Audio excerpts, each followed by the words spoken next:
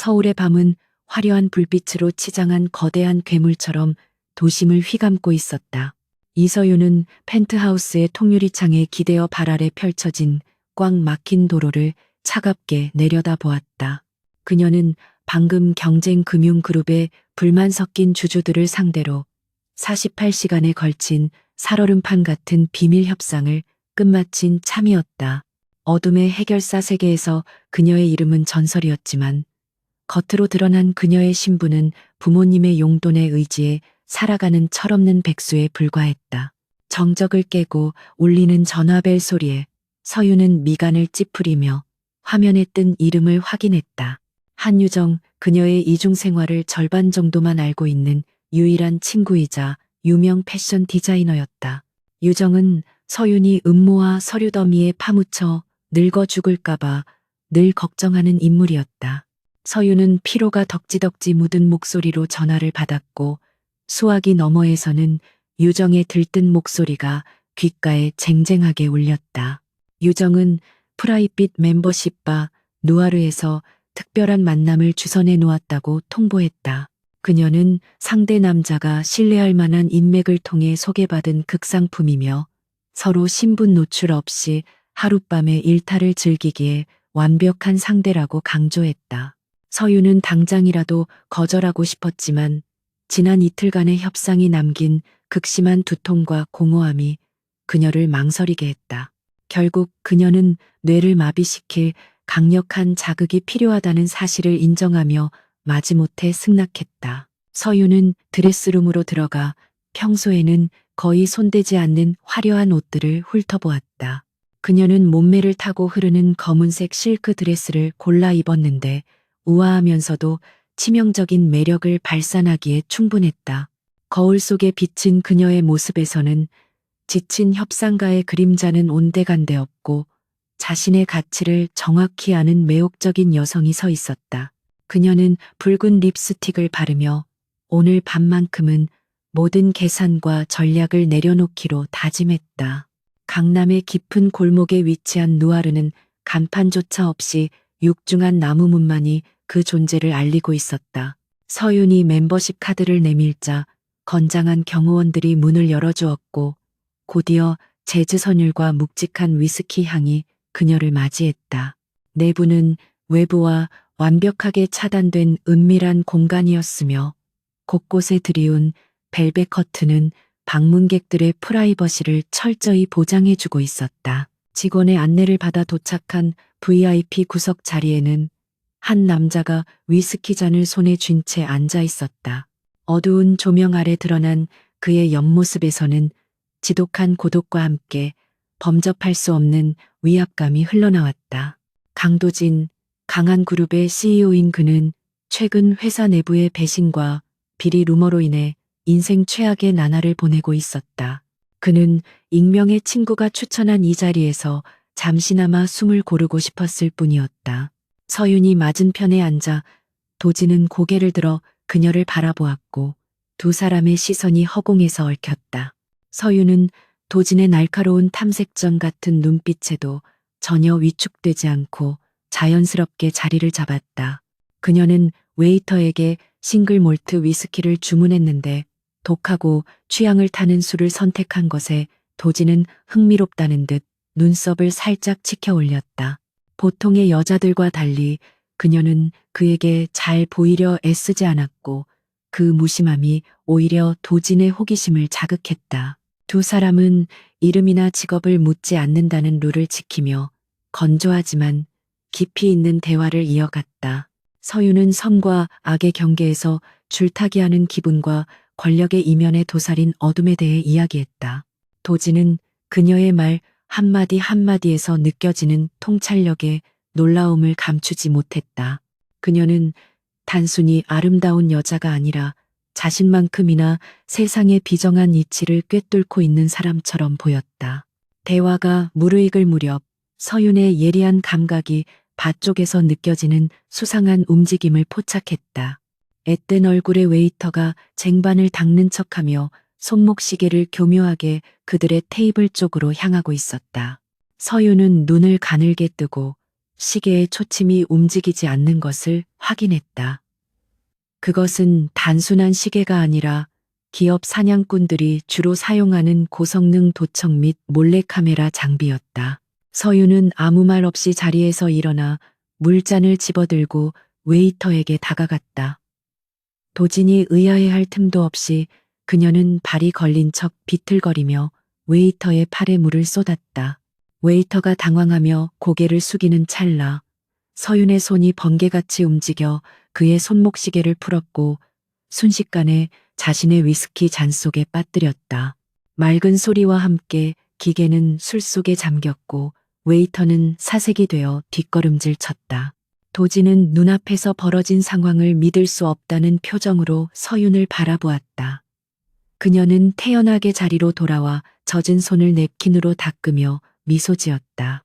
남의 사생활을 훔쳐보는 취미는 질색이라서요. 그녀의 목소리는 차분했지만 그 행동은 도진이 봐왔던 어떤 경호원보다도 신속하고 정확했다. 도진은 이 여자가 평범한 상대가 아님을 직감했고 동시에 강렬한 끌림을 느꼈다. 위기 상황을 넘긴 두 사람 사이에는 묘한 유대감과 긴장감이 감돌기 시작했다. 도진은 자리에서 일어나 정중하게 손을 내밀며 춤을 청했고 서유는 그 투박하지만 따뜻한 손을 잡았다. 느린 음악에 맞춰 몸을 밀착한 채 움직이는 동안 두 사람은 서로의 체온을 통해 말보다 더 깊은 위로를 주고받았다. 도진의 단단한 어깨와 서윤의 부드러운 허리 라인이 맞닿으며 이성의 끈은 서서히 느슨해졌다. 그들은 발을 나와 근처에 있는 최고급 호텔의 스위트룸으로 자리를 옮겼다. 한강이 내려다 보이는 거실에는 도시의 야경이 그림처럼 펼쳐져 있었지만 두 사람의 시선은 오직 서로에게 고정되어 있었다. 격정적인 키스가 이어졌고 서윤은 도진의 몸에 새겨진 긴장과 피로를 손끝으로 어루만졌다. 도진 역시 서윤의 어깨에 희미하게 남은 흉터들을 조심스럽게 입술로 덮으며 그녀의 아픔을 위로했다. 밤새도록 이어진 사랑은 단순한 육체적 쾌락을 넘어선 영혼의 교감과도 같았다. 도진은 그녀에게서 이제껏 느껴보지 못한 평온함을 찾았고 서유는 그에게서 든든한 안식처를 발견했다. 그러나 창밖이 푸르스름하게 밝아올 때쯤 서유는 잠든 도진을 뒤로하고 조용히 몸을 일으켰다. 오늘은 부모님이 강요한 강한 그룹의 CEO와의 맞선이 있는 날이었기 때문이다. 서유는 바닥에 흩어진 옷을 주워 입으며 침대 위의 남자를 마지막으로 바라보았다. 이름조차 모르는 이 남자와의 하룻밤은 꿈처럼 아름다웠지만 현실은 냉혹했다. 그녀는 메모 한 장 남기지 않기로 결심했다. 어차피 다시는 만날 일이 없을 스쳐 지나가는 인연이라 생각했기에 깔끔하게 사라지는 편이 서로에게 좋을 것이라 판단했다. 호텔을 빠져나온 서유는 차가운 새벽 공기를 마시며 흐트러진 마음을 다잡았다. 그녀는 택시를 타고 집으로 향하며 곧 연기해야 할 조신한 재벌가 며느리의 가면을 준비했다. 하지만 그녀는 꿈에도 몰랐다. 자신이 그토록 열정적으로 사랑을 나눴던 남자가 바로 오늘 아침 차가운 회의실에서 마주하게 될 정략 결혼 상대라는 사실을. 운명의 수레바퀴는 이미 잔인하게 돌아가기 시작했다. 이서유는 집에 도착하자마자 욕실로 직행하여 뜨거운 물을 틀었다. 거울 속에 비친 그녀의 모습은 낯설 정도로 상기되어 있었고 목덜미에는 어젯밤의 흔적이 붉은 꽃잎처럼 희미하게 남아 있었다. 그녀는 거친 손길로 몸을 닦아내며 피부에 스며든 강도진의 채취와 기억을 씻어내려 했었다. 차가운 물줄기가 정수리로 쏟아지면서 비로소 이성이 돌아오기 시작했고 그녀는 다시 완벽하고 조신한 재벌가 딸의 가면을 쓸 준비를 마쳤다. 욕실을 나온 그녀는 옷장에서 가장 보수적이고 단정한 베이지색 정장을 꺼내 입었고 화장대 앞에 앉아 날카로운 눈매를 순하게 보이도록 공들여 화장을 수정했다. 그 시각 호텔 특실에서 눈을 뜬 강도진은 텅 빈 옆자리를 확인하고 씁쓸한 미소를 지었다. 침대 시트에는 여전히 그녀의 향기가 은은하게 남아 있었지만 온기는 이미 싸늘하게 식어버린 뒤였다. 그는 협탁 위에 놓인 자신의 휴대폰을 확인했고 비서실장으로부터 온 수십 통의 부재중 전화와 문자 메시지를 보고 현실로 돌아왔다. 오늘 예정된 맞선은 단순히 남녀가 만나는 자리가 아니라 강한 그룹과 이서윤의 집안인 명성건설 사이에 거대한 자본이 오가는 사업 협약식이나 다름없었다. 도지는 관자놀이를 꾹꾹 누르며 지끈거리는 두통을 참아냈고 어젯밤에 자유분방했던 남자의 모습을 지우고 냉철한 경영자의 갑옷을 입기 시작했다. 맞선 장소는 서울 시내가 한눈에 내려다 보이는 최고급 호텔의 귀빈 전용 식당이었다. 명성건설의 회장이자 서윤의 부친인 이 회장은 다소 긴장한 표정으로 넥타이를 고쳐 매고 있었고 서윤의 모친은 딸의 옷매무새를 깐깐하게 점검하며 쉴 새 없이 잔소리를 늘어놓았다. 서윤은 부모님의 기대에 부응하는 얌전한 인형처럼 고개를 숙인 채 그들의 말을 한 귀로 듣고 한 귀로 흘려버렸다. 그녀의 머릿속은 온통 어젯밤에 그 남자와 나누었던 대화들로 가득 차 있었고 그 강렬했던 기억이 지루한 맞선 자리를 견디게 해줄 유일한 위안이라 생각했다. 약속 시간이 정확히 정각이 되자 육중한 참나무 문이 열리고 강한 그룹의 수행원들이 도열했다. 그 사이로 훤칠한 키와 압도적인 존재감을 지닌 남자가 걸어 들어왔는데 그는 완벽하게 재단된 감색 정장을 입고 한치의 흐트러짐도 없는 모습을 하고 있었다. 서윤은 예의상 자리에서 일어나 고개를 들었고 들어오는 남자의 얼굴을 확인하는 순간 심장이 덜컥 내려앉는 것 같은 충격을 받았다. 눈앞에 서 있는 남자는 불과 몇 시간 전까지 자신의 품에서 거친 숨을 몰아쉬던 바로 그 남자 강도진이었다. 도진 역시 맞선 상대의 얼굴을 확인하고는 걸음을 멈칫하며 굳어버릴 수밖에 없었다. 단정하게 묶은 머리와 수수한 화장, 그리고 조신한 옷차림을 하고 있었지만 그녀의 눈동자 깊은 곳에 서린 총기는 어젯밤 그를 매혹시켰던 여자의 것과 정확히 일치했다.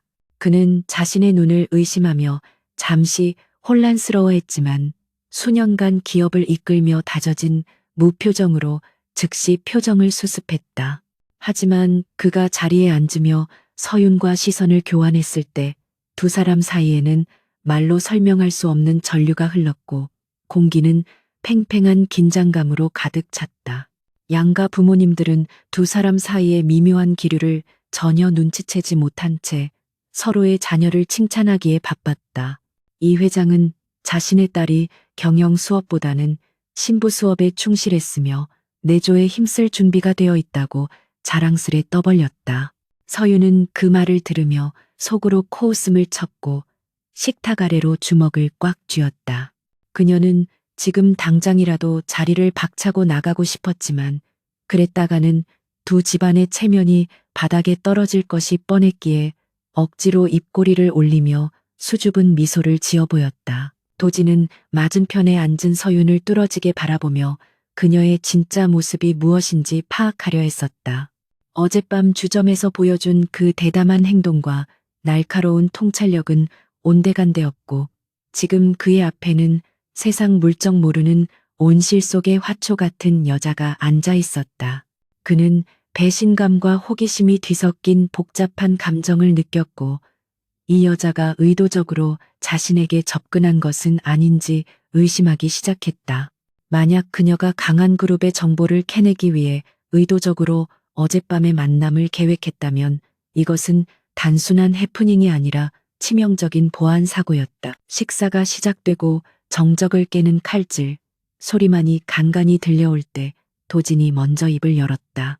그는 서윤에게 평소 취미가 무엇이냐고 물었는데 그 질문에는 뼈 있는 의도가 담겨 있었다. 서윤은 잠시 망설이다가 독서와 꽃꽂이라고 대답했지만 도진의 입가에는 비소 같은 미소가 스쳐 지나갔다. 그는 그녀가 어젯밤 위스키 잔에 빠뜨린 도청장치를 언급하고 싶어 입이 근질거렸지만 양가 어른들이 보는 앞에서 그 이야기를 꺼낼 수는 없었다. 서윤 역시 도진의 눈빛에서 그가 무슨 생각을 하는지 읽어냈고 등줄기에 식은땀이 흐르는 것을 느꼈다.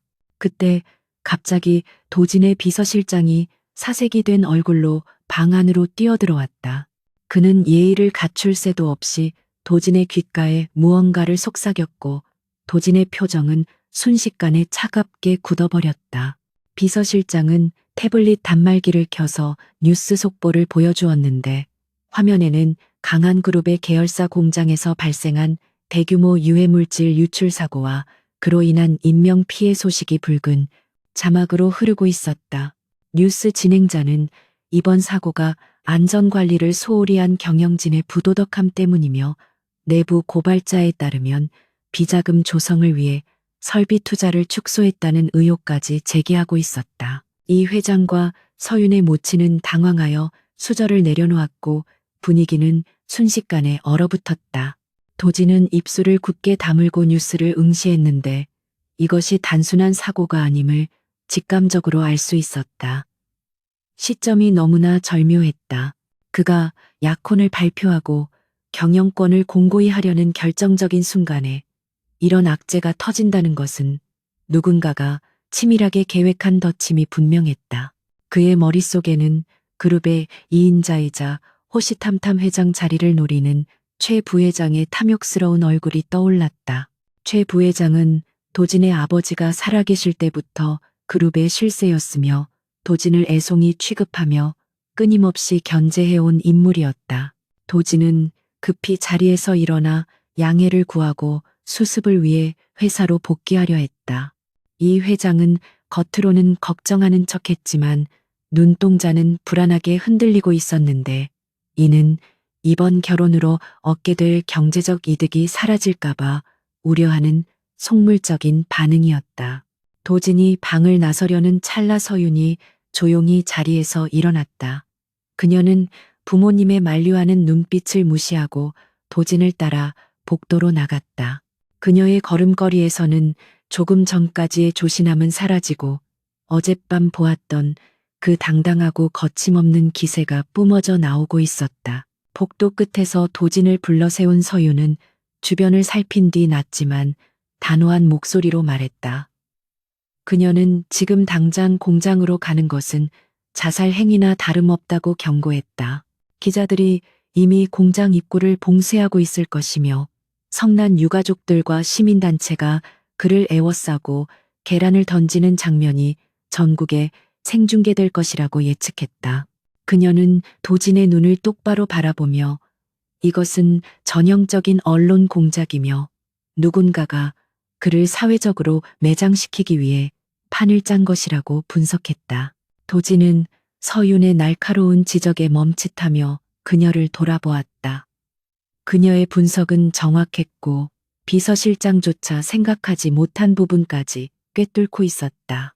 서윤은 핸드백에서 스마트폰을 꺼내 몇 군데 기사 검색을 하더니 현재 여론의 흐름이 비정상적으로 빠르게 악화되고 있음을 보여주었다.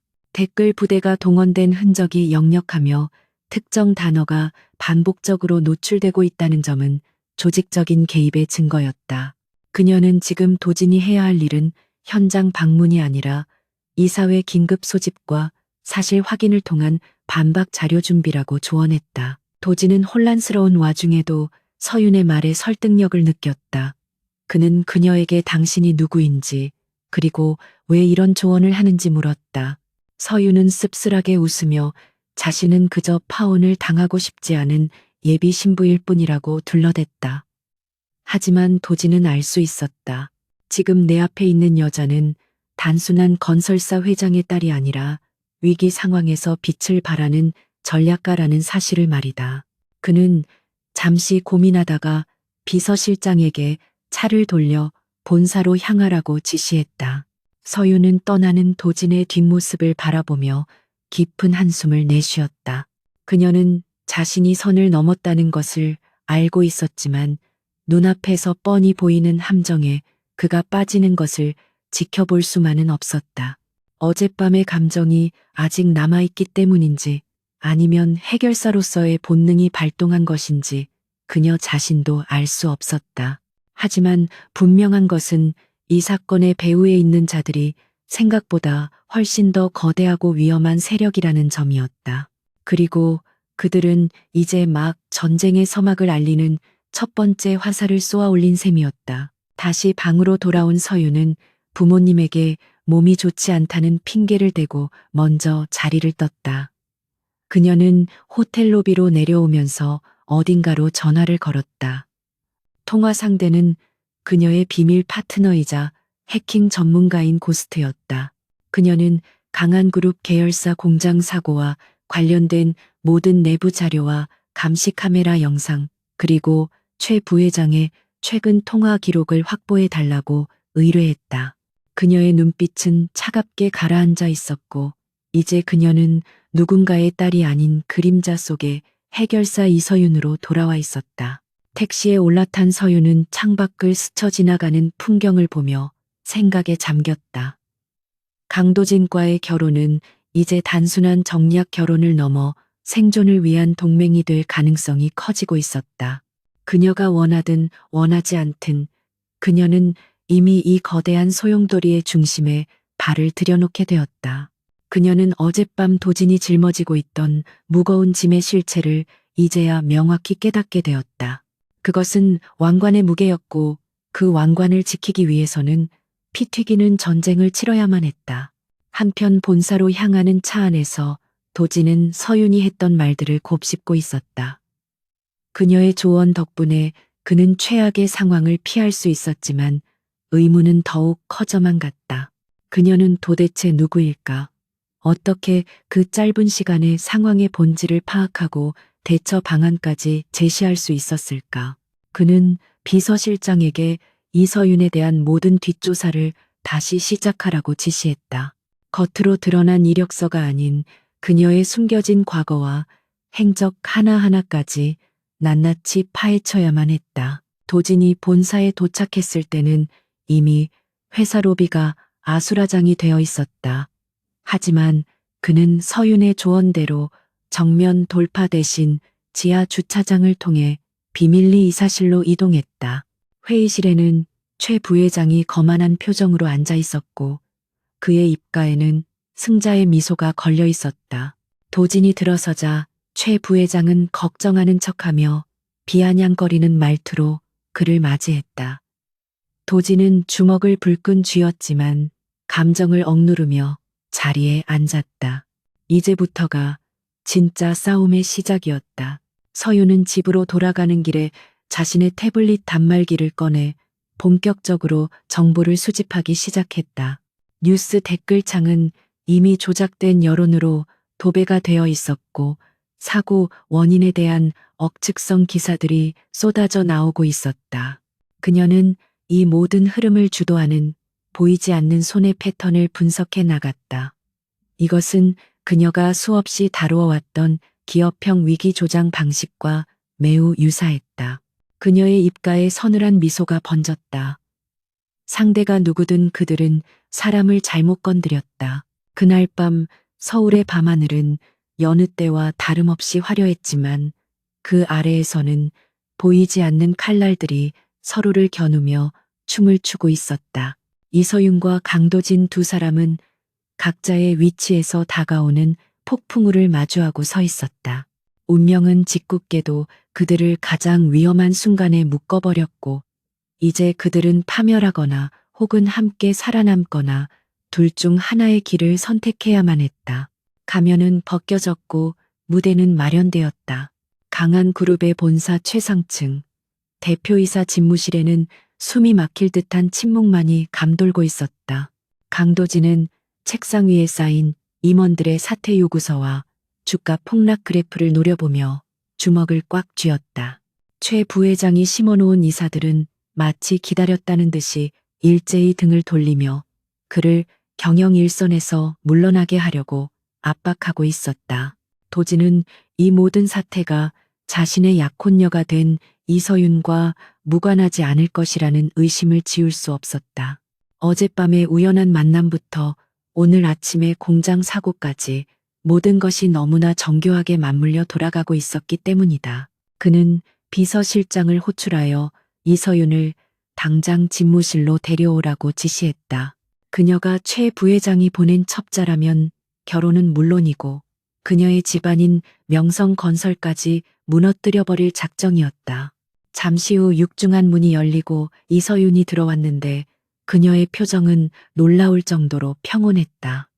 도진은 그녀가 들어오자마자 책상을 내리치며 그녀의 정체를 추궁했지만 서윤은 눈 하나 깜짝하지 않고 그를 응시했다.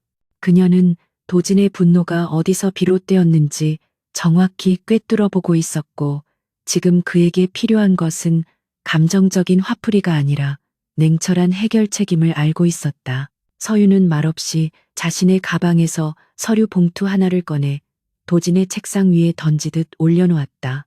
봉투 안에는 그녀가 오면서 고스트를 통해 입수한 공장 사고의 진상 보고서와 여론 조작의 증거들이 담겨 있었다. 그녀는 도진에게 지금 당장 의심을 거두고 이 자료를 검토할 것을 제안하며 만약 자신의 말이 틀렸다면 그 자리에서 경찰에 자수하겠다고 단언했다. 도진은 그녀의 당돌한 태도에 기가 막혔지만 지푸라기라도 잡는 심정으로 서류를 집어들었고 첫 장을 넘기자마자 그의 눈동자가 크게 흔들렸다. 서류에는 이번 사고를 최초로 제보한 내부 고발자가 사실은 경쟁사에서 해고된 전력이 있는 인물이며 최근 최 부회장의 차명 계좌로부터 거액을 입금받은 내역이 상세히 기록되어 있었다. 또한 유해물질 유출 사진이라고 인터넷에 퍼진 이미지들은 3년 전 해외 공장에서 발생한 사고 사진을 교묘하게 합성한 것이라는 분석 결과도 포함되어 있었다. 서윤은 팔짱을 낀 채 도진에게 지금 즉시 기자회견을 열고 이 증거들을 세상에 공개해야 한다고 조언했다. 그녀의 목소리에는 한치의 망설임도 없는 확신이 깃들어 있었다. 도진은 믿을 수 없다는 표정으로 서윤을 바라보았다. 불과 1시간, 남짓한 시간 동안 그녀는 그룹의 정보망조차 찾아내지 못한 결정적인 증거들을 완벽하게 수집해 온 것이었다. 그는 자신의 의심이 틀렸음을 인정할 수밖에 없었고 동시에 등줄기를 타고 흐르는 전율을 느꼈다. 이 여자는 단순한 재벌가 딸이 아니었다. 그녀는 위기를 기회로 바꿀 줄 아는 천부적인 전략가였고 지금 이 순간 그에게 가장 필요한 무기였다. 도진은 비서실장에게 즉시 기자회견장을 준비하라고 지시하며 재킷을 집어들었다. 기자회견장은 수많은 취재진과 카메라 플래시로 인해 발 디딜 틈 없이 북적거리고 있었다. 기자들은 강한 그룹의 부도덕함을 질타할 준비를 하고 있었고 도진이 단상에 오르자마자 공격적인 질문들을 쏟아냈다. 하지만 도진은 침착하게 마이크를 잡고 서윤이 준비해준 대본대로 또박또박 반박을 시작했다. 그는 먼저 사고에 대해 깊은 유감을 표명한 뒤 곧바로 대형 화면에 조작된 증거들을 하나씩 띄우며 상황을 반전시켰다. 화면에 합성된 사진의 원본과 내부 고발자의 금융거래 내역이 공개되자 장내는 순식간에 술렁거렸다. 기자들의 타자 소리가 빗소리처럼 쏟아졌고 질문의 화살은 강한 그룹의 부실 경영에서 누군가의 악의적인 음해 공작으로 급격하게 방향을 틀었다. 도진은 이 기회를 놓치지 않고 강한 그룹은 이번 사태의 배후를 끝까지 추적하여 법적 책임을 물을 것이며 어떠한 타협도 없을 것이라고 강력하게 경고했다. 생중계로 이를 지켜보던 여론은 순식간에 도진을 옹호하는 쪽으로 돌아섰고 주가 폭락세도 멈추기 시작했다. 기자회견을 성공적으로 마치고 집무실로 돌아온 도진은 넥타이를 느슨하게 풀며 소파에 깊숙이 몸을 묻었다. 극도의 긴장감이 풀리자 피로가 몰려왔지만 그의 시선은 창가에 서 있는 서윤에게 고정되어 있었다. 그녀는 마치 자신의 임무를 다한 병사처럼 무표정한 얼굴로 밖을 내다보고 있었다. 도진은 자리에서 일어나 그녀에게 다가갔고 진심을 담아 감사의 인사를 전했다.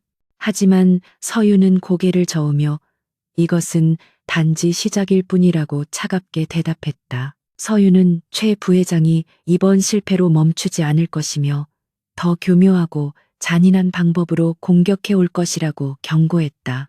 그녀는 도진에게 이번 결혼을 단순히 양가 집안의 결합이 아닌 생존을 위한 전략적 동맹으로 재정의할 것을 제안했다. 그녀는 도진의 아내가 되어 대외적인 이미지를 관리해주는 동시에 그림자 속에서 최 부회장을 비롯한 반대파들을 제거하는 칼이 되어주겠다고 말했다. 그것은 사실상 영혼을 건 계약이나 다름없는 위험한 제안이었다. 도진은 서윤의 제안에 흥미를 느끼며 그녀에게 원하는 대가가 무엇인지 물었다. 명성건설의 자금 지원이나 백화점 경영권 같은 뻔한 요구를 예상했지만 서윤의 대답은 의외였다. 그녀는 자신에게 강한 그룹의 정보망에 접근할 수 있는 권한과 자신의 과거에 대해 묻지 않을 것, 그리고 사생활을 간섭하지 않을 것을 요구했다. 그녀는 돈이나 권력이 아닌 자유와 정보를 원하고 있었다.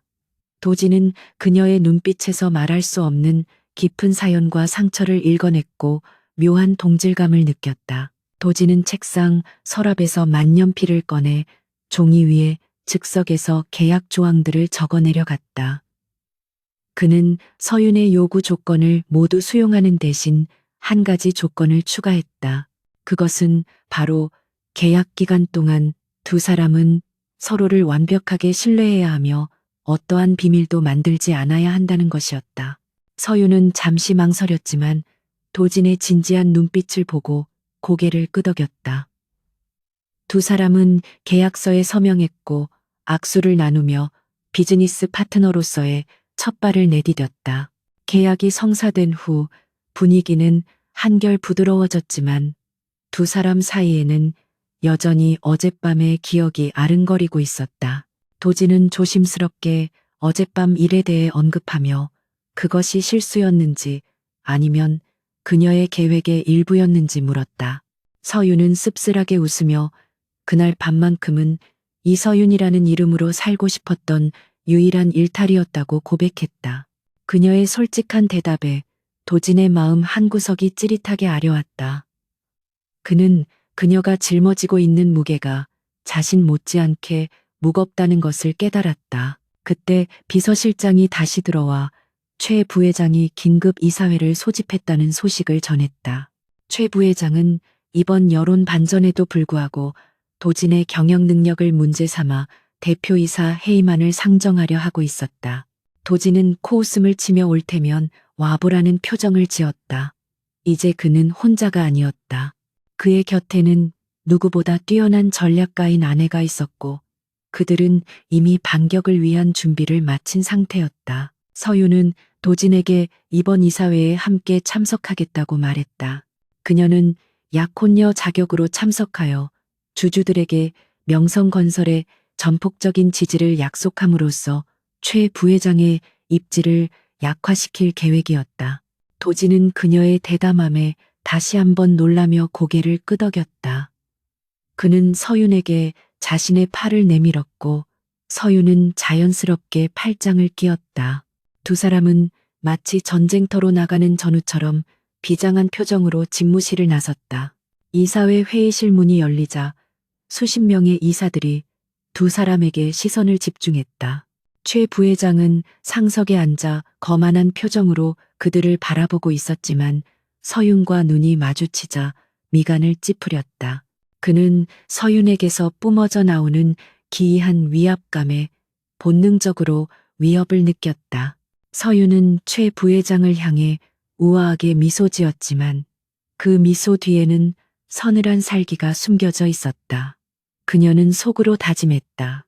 이 남자를 무너뜨리고 도진을 지켜내는 것이 자신의 새로운 목표라고. 도진은 자리에 앉아 이사들을 둘러보며 당당하게 발언을 시작했다. 그는 이번 사태를 계기로 그룹 내부의 썩은 환부를 도려내고 대대적인 개혁을 단행하겠다고 선언했다. 그의 목소리에는 이전에는 없었던 확신과 카리스마가 넘쳐 흘렀다. 이사들은 도진의 변화된 모습에 당황하며 웅성거렸고 최 부회장의 표정은 점점 굳어져 갔다. 서윤은 도진의 옆에서 그를 보좌하며 적재적소에 필요한 자료들을 제시했고 두 사람의 호흡은 완벽했다. 이사회가 끝난 후 최 부회장은 분을 사귀지 못한 채 회의실을 빠져나갔다. 도진과 서윤은 승리의 기쁨을 나눌 새도 없이 다음 단계를 준비해야 했다. 서윤은 도진에게 최 부회장의 자금주를 추적해야 한다고 조언했다. 그녀는 고스트를 통해 알아낸 정보에 따르면 최 부회장이 해외 페이퍼 컴퍼니를 통해 비자금을 세탁하고 있으며 그 연결고리에 도진의 측근 중 한 명이 연루되어 있다는 사실을 귀띔했다. 도진은 충격을 받은 표정으로 그 측근이 누구인지 물었다. 서윤은 잠시 망설이다가 조심스럽게 이름을 입에 올렸다. 그 이름은 도진이 친형처럼 믿고 따르던 재무이사 박성훈이었다. 도진은 믿을 수 없다는 듯 고개를 저었지만 서윤의 눈빛은 흔들림이 없었다. 그녀는 잔인한 진실을 마주하는 것이 리더의 숙명이라며 그에게 냉정해질 것을 주문했다. 도진은 주먹을 꽉 쥐며 배신감에 치를 떨었다. 가장 믿었던 사람의 배신은 언제나 가장 깊은 상처를 남기는 법이었다. 서윤은 도진을 위로하는 대신 구체적인 행동 지침을 알려주었다. 그녀는 당분간 박 이사를 모르는 척 내버려 두고 역정보를 흘려 그를 덫에 빠뜨려야 한다고 했다. 도진은 고통스러웠지만 그녀의 계획에 동의했다. 그는 이제 감정에 휘둘리는 어린아이가 아니라 냉혹한 승부사로 거듭나야만 했다. 서윤은 그런 도진을 보며 안쓰러움과 동시에 존경심을 느꼈다. 그가 겪고 있는 고통을 누구보다 잘 알고 있었기 때문이었다. 밤이 깊어지자 두 사람은 다시 도진의 펜트하우스로 향했다. 계약 결혼의 첫날 밤을 보내기 위해서였다. 비록 형식적인 부부였지만 외부의 시선을 의식하여 한 집에서 지내야만 했다. 넓은 거실에 들어선 두 사람 사이에는 다시금 어색한 침묵이 흘렀다. 도진은 서윤에게 안방을 쓰라고 양보했고 자신은 서재에서 지내겠다고 했다. 서윤은 그의 배려에 고마움을 느끼며 고개를 끄덕였다. 하지만 두 사람 모두 알고 있었다. 이 얇은 벽 하나를 사이에 두고 서로를 의식하며 잠 못 이루는 밤이 계속될 것임을.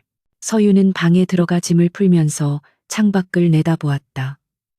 도시의 불빛은 여전히 화려했지만 이제 그녀에게는 그 풍경이 전혀 다르게 다가왔다. 그녀는 이제 혼자가 아니었다. 그녀에게는 지켜야 할 파트너가 생겼고 무너뜨려야 할 거대한 적이 있었다. 그녀는 휴대폰을 꺼내 고스트에게 메시지를 보냈다. 작전명 킹메이커 시작. 첫 번째 타깃은 박성훈 재무이사. 전송 버튼을 누르는 그녀의 손가락 끝에는 비장함이 서려 있었다. 한편 서재에 앉은 도진은 서윤이 준 서류들을 다시 한번 꼼꼼히 검토하고 있었다. 보면 볼수록 그녀의 능력에 감탄하지 않을 수 없었다. 그녀는 단순한 조력자를 넘어 자신의 부족한 부분을 완벽하게 채워주는 반쪽과도 같았다. 그는 문득 어젯밤 그녀가 보여주었던 따뜻한 미소를 떠올렸다. 계약서에는 사생활 간섭 금지 조항이 있었지만 그는 그녀에 대해 더 많이 알고 싶다는 욕망을 억누르기 힘들었다.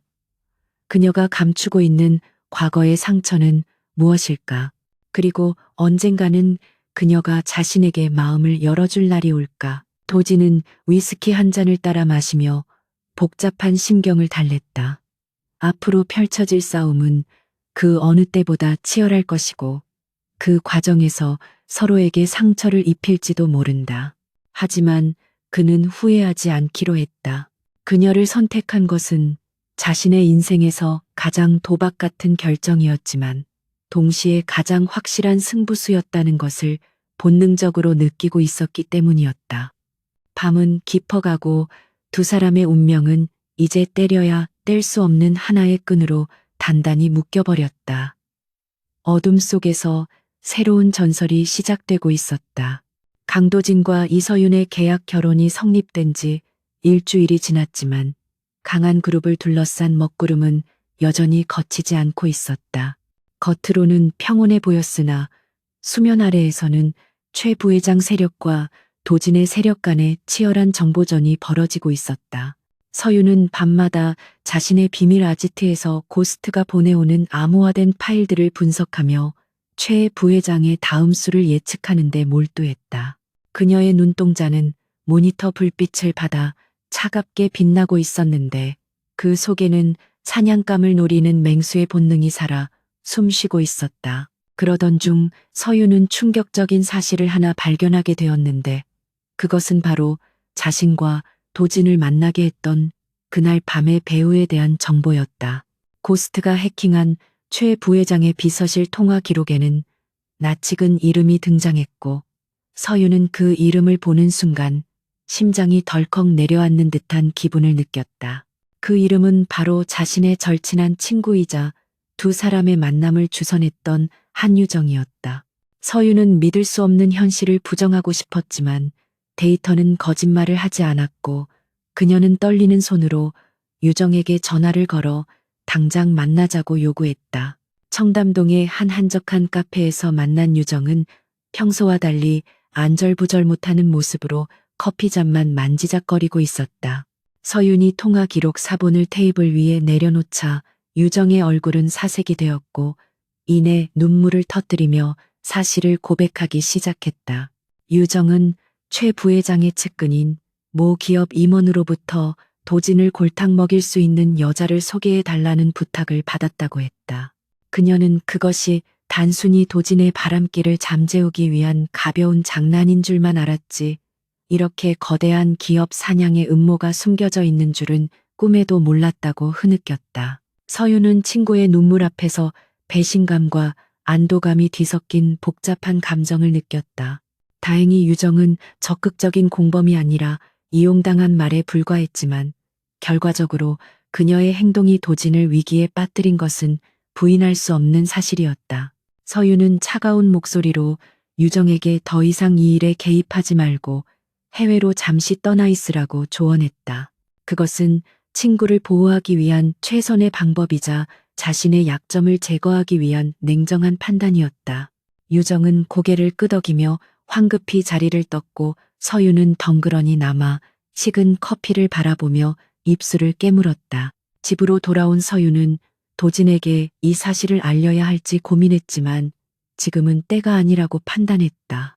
도진은 이미 내부의 적들과 싸우느라 지쳐 있었고 믿었던 사람의 배신을 또다시 겪게 하고 싶지는 않았기 때문이다. 그녀는 이 비밀을 가슴 깊이 묻어두기로 하고 대신 최 부회장이 유정을 이용해 설계했던 함정의 나머지 부분을 역으로 이용할 계획을 세웠다. 최 부회장은 도진이 유흥을 즐기는 방탕한 CEO라는 이미지를 씌우려 했지만 서윤은 그 프레임을 깨부수고 오히려 도진을 피해자로 만들어 여론을 반전시킬 생각이었다. 그때 도진으로부터 다급한 연락이 왔는데 목소리 너머로 시끄러운 사이렌 소리와 고함이 들려왔다. 강한 그룹의 핵심 생산 기지인 인천 물류센터에서 대규모 파업과 폭력 사태가 발생했다는 소식이었다. 최 부회장이 심어놓은 선동꾼들이 노동자들을 자극하여 공장을 점거했고 그 과정에서 화재까지 발생하여 상황이 걷잡을 수 없이 악화되고 있었다. 도진은 지금 당장 현장으로 가겠다고 했지만 서윤은 그것이 또 다른 함정임을 직감했다. 서윤은 즉시 도진의 차를 가로막고 자신이 동행하겠다고 고집을 부렸다. 도진은 위험하다며 만류했지만 서윤은 지금 당신에게 필요한 것은 경호원이 아니라 사태를 진정시킬 수 있는 해결사라며 물러서지 않았다. 그녀의 단호한 눈빛에 도진은 결국 고개를 끄덕였고 두 사람은 칠흑 같은 어둠을 뚫고 인천으로 향했다. 차 안에서 서윤은 태블릿으로 현장 상황을 실시간으로 모니터링하며 시위 주동자들의 신상을 파악하기 시작했다. 화면 속에는 쇠파이프를 휘두르며 경찰과 대치하는 붉은 머리띠의 사내들이 보였는데 서윤은 그들의 움직임이 일반적인 노동자와 다르다는 것을 단번에 알아차렸다. 물류센터 입구는 이미 아수라장이 되어 있었고 매캐한 연기와 최루탄 가스가 뒤섞여 숨을 쉬기조차 힘들었다. 성난 노동자들과 그들 틈에 섞인 용역 깡패들은 도진의 차가 도착하자마자 욕설을 퍼부수며 돌과 물병을 던지기 시작했다. 경호원들이 인간 방패를 만들어 도진을 보호하려 했지만 흥분한 군중의 기세에 밀려 역부족이었다. 도진은 차에서 내려 확성기를 잡고 대화를 시도하려 했으나 그의 목소리는 성난 함성에 묻혀버리고 말았다. 그때 어디선가 날아온 벽돌 조각이 도진의 이마를 스치고 지나갔고 붉은 피가 그의 얼굴을 타고 흘러내렸다. 상황은 일촉즉발의 위기로 치닫고 있었고 경호실장은 도진을 강제로 차에 태워 대피시키려 했다. 하지만 그 순간 조수석 문이 열리고 이서윤이 차에서 내렸다. 그녀는 화려한 드레스 대신 움직임이 편한 검은색 슬랙스와 재킷을 입고 있었지만 그 존재감은 현장의 그 누구보다 압도적이었다. 그녀는 두려움 없는 걸음걸이로 시위대 맨 앞줄로 다가갔다. 서윤은 도진의 손에서 확성기를 빼앗아 들고는 날카로운 사이렌 소리를 울려 시선을 집중시켰다. 그녀의 목소리는 높지 않았지만 좌중을 압도하는 힘이 실려 있었다. 그녀는 시위대를 향해 소리치는 대신 가장 앞줄에서 쇠파이프를 휘두르고 있는 붉은 머리띠의 남자를 지목했다. 그녀는 그 남자의 본명과 전과 기록 그리고 그가 며칠 전 최 부회장의 하수인으로부터 거액을 입금받은 사실을 구체적으로 읊어대기 시작했다. 군중의 시선이 순식간에 그 남자에게 쏠렸고 당황한 남자는 험악한 표정을 지으며 서윤에게 달려들려 했다. 하지만 서윤은 눈 하나 깜짝하지 않고 그 옆에 있는 또 다른 선동꾼의 신상을 공개했다.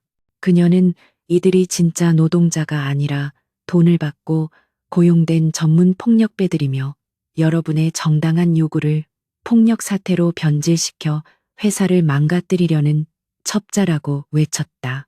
그녀의 논리정연하고 확신에 찬 발언에 진짜 노동자들은 동요하기 시작했다. 서윤은 여기서 멈추지 않고 시위대 안으로 걸어 들어갔는데 이는 자살 행위나 다름없는 위험한 행동이었다.